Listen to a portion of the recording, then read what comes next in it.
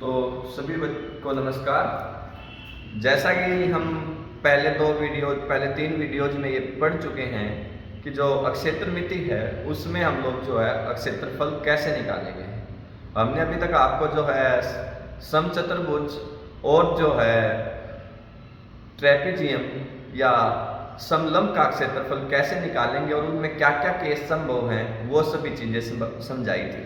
इन सभी चीजों को हम लोग बोलते हैं द्विआयाम जो है 2 डायमेंशनल ऑब्जेक्ट्स।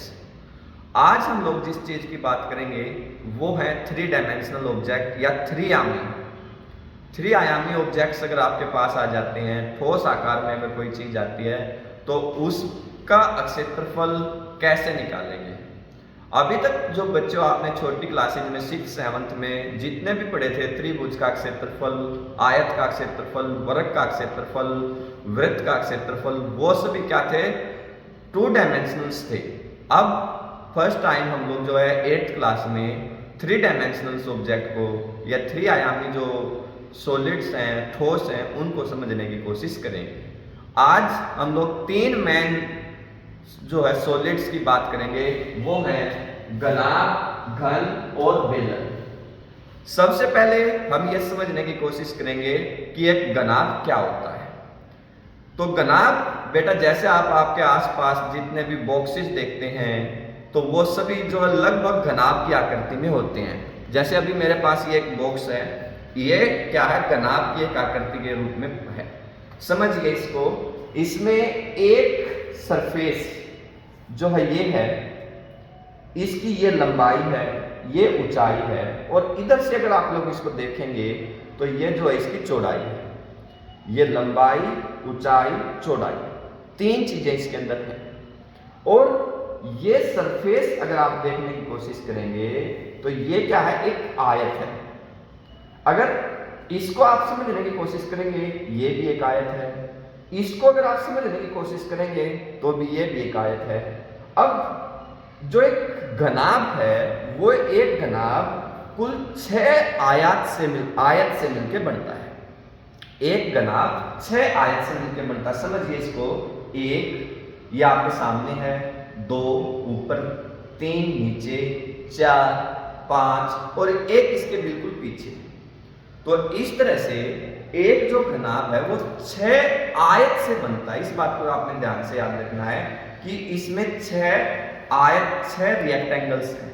अब इन 6 रिएक्टेंगल्स की विशेषता आप समझिए। जैसे मान लीजिए हमने इसको लेंथ मान लिया, लंबाई है या चौड़ाई है, ये इसकी लंबाई है, तो इस आयत में लंबाई और चौड़ाई यूज हुए हैं। सेम यही चीज इसके पीछे वाली आयत में यूज होंगे। अब जो ये ऊपर वाला है इसको आप ध्यान से देखेंगे तो ये अगर इसकी लंबाई है तो ये इसकी ऊंचाई है, तो इसमें ये लंबाई और ऊंचाई यूज हुई है, और सेम चीज इसके नीचे वाली में यूज होंगी। ऐसे ही अगर हम इस फ्रंट को आगे करके समझें तो इसमें ये चौड़ाई और ऊंचाई आएगी, तो इस मतलब इस आयत में चौड़ाई और ऊंचाई यूज हुए हैं। ऐसे ही इसके पीछे वाले में चौड़ाई और ऊंचाई यूज होंगे। मतलब अगर आप एक गनाभ को समझते हैं तो आपको यह समझना पड़ेगा कि एक गनाभ 6 आयत से मिलकर बना है, 6 रिएक्टेंगल से वो बना है, और 6 रिएक्टेंगल्स में 2 रिएक्टेंगल्स एक टाइप के हैं। एक में लेंथ और ब्रेथ यूज होते हैं, लंबाई और चौड़ाई यूज होते हैं। एक 2 में लंबाई और ऊंचाई यूज होते हैं, और 2 में चौड़ाई और ऊंचाई यूज होते हैं। आपको इस बात को इस डायग्राम से, इस घनाभ आकृति से समझना है कि इसमें किस तरह से आपके पास 6 आयत हुए हैं।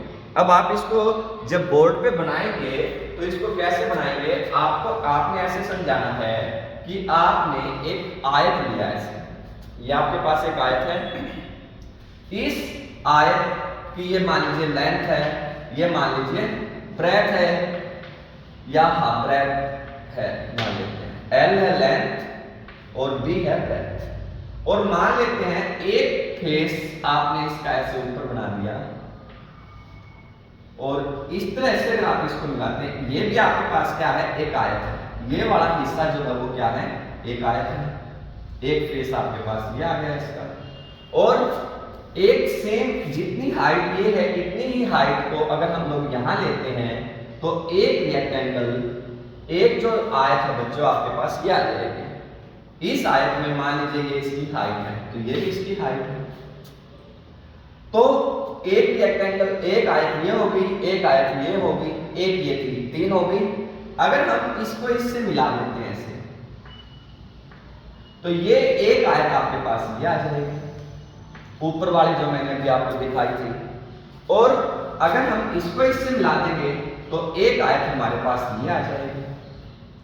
तो इसका मतलब 1 2 3 4 और एक जो हमने ये सबसे पहले बनाई थी 5 और एक जो इसके बिल्कुल पीछे वाली आपके पास होगी वो 6। इन 6 फेस से मिलके क्या होता है, एक घनाभ बनता है। आपने ये याद रखना बच्चों, जहां पर भी ये साइड्स आपस में मिली हैं इनको हम लोग इनके शीर्ष बोलते हैं, वर्टेक्सेस जो है इनको जनरली बोलते हैं। और ये जिनको हमने इनको मिलाया ये क्या है, भुजा। ये सभी क्या है इसकी भुजा और ये क्या है वर्टेक्सेस और या शीर्ष। और ये आपके पास पूरा जब एक वो मिलके बनता है तो वो इसका फेस या जो पल्प कहलाता है। एक घनाभ में आपने क्या क्या याद रखना है, ये चीज इस डायग्राम से आपने अच्छे से समझने की कोशिश करनी है और इसके यूज से आप इन सब को जो है समझ सकते हैं। ये हर आपके घर में ऐसे बहुत सारे बॉक्सेज हैं, उन बॉक्सेज में जैसे आप ब्रश जो यूज करते हैं तो जिस बॉक्स में वो आता है वो भी घनाभ है। जो आप सोप्स जिस बॉक्स में लेके आते हैं वो बॉक्स भी आपके पास जो है घनाभ है। तो आपके आसपास बहुत सारी ऐसी चीजें हैं जो घनाभ की फॉर्म में हैं और उन सब को जब आप ध्यानपूर्वक देखेंगे तो उन सब में आप ये पाएंगे कि वो 6 रिएक्टेंगल से या आयत से मिलकर बने हुए हैं। और वो 6 रिएक्टेंगल्स कौन सी हैं, ये बात आपको यहां से क्लियर हो जानी चाहिए। एक सामने वाली तो एक इसके पीछे वाली, 2 ये 3 ये 4 5 और 6। और ये भी ध्यान रखना है इसमें अगर हाइट और ब्रेथ यूज हुई है तो पीछे वाली में भी हाइट एंड ब्रेथ यूज होगी। और इसमें अगर लेंथ एंड ब्रेथ यूज हुई है तो इसके साइड वाली में भी लेंथ एंड ब्रेथ यूज होगी। इसमें अगर ब्रेथ एंड हाइट यूज हुई है तो सेम चीज यहाँ नीचे होगी। तो इस तरह से आप इसके 6 फेसेस को समझा सकते हैं। आई होप कि आपको घनाभ जो है वो अच्छे से समझ में आ गया होगा। अब दूसरा हमारे पास जो होता है बेटा वो होता है क्यूब, घन। घन एक ऐसी आकृति होती है जिसमें ये लेंथ ये ब्रेथ और ये हाइट तीनों बराबर हो जाती हैं। मतलब फर्क क्या है घन और घनाभ में, मत फर्क क्या है। देखो घन जो आपके पास था उसमें ये चीज थी रिएक्टेंगल और घना जो है आयत की फॉर्म में, और घन में ये चीज आपके पास क्या जाएगी, वर्ग। जो मेन डिफरेंस है 6 ही साइड हैं, 1 2 3 4 5 6 ही फेस हैं जो घन में थे, वही 6 फेस घनाभ में हैं और वही 6 फेस घन में हैं। घन और घनाभ में मेन फर्क है इस चीज का, यहाँ पे जो लेंथ है ब्रेथ है और जो हाइट है वो तीनों ही चीजें क्या है, सेम है।